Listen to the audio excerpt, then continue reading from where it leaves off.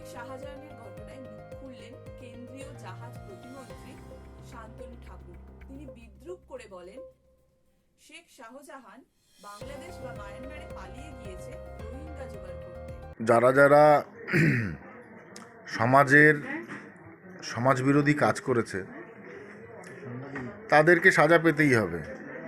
এ নয় যে শাসক দলে থেকে আমি শেল্টার পেয়ে সারা জীবন আমি মানুষের বিরুদ্ধে কাজ করব আর তার কোনো মানে সঠিক বিচার হবে না। এটা যারা ভাবছে তারা মূর্খের স্বর্গে বাস করেছিল।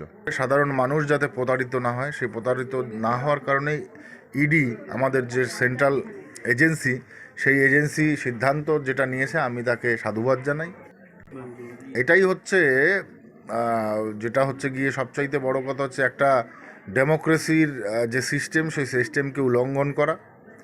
আমাদের ডেমোক্রেসির সিস্টেমকে উল্লঙ্ঘন করে আজকে প্রশাসনের শেল্টার নিয়ে যারা এই সমস্ত সমাজবিরোধী কাজ করেছে বা করছে, যেমন দক্ষিণ চব্বিশ পরগনায় ওখানেও ঘটেছে, তো এদেরকে বিশেষভাবে আগামীতে অ্যালার্ট বা সতর্ক বা এরা যাতে মানে বিরোধী কাজ না করতে পারে তার জন্য সেন্ট্রাল গভর্নমেন্টের অবশ্যই থাকবে। কারণ সামনেই ভোট আছে।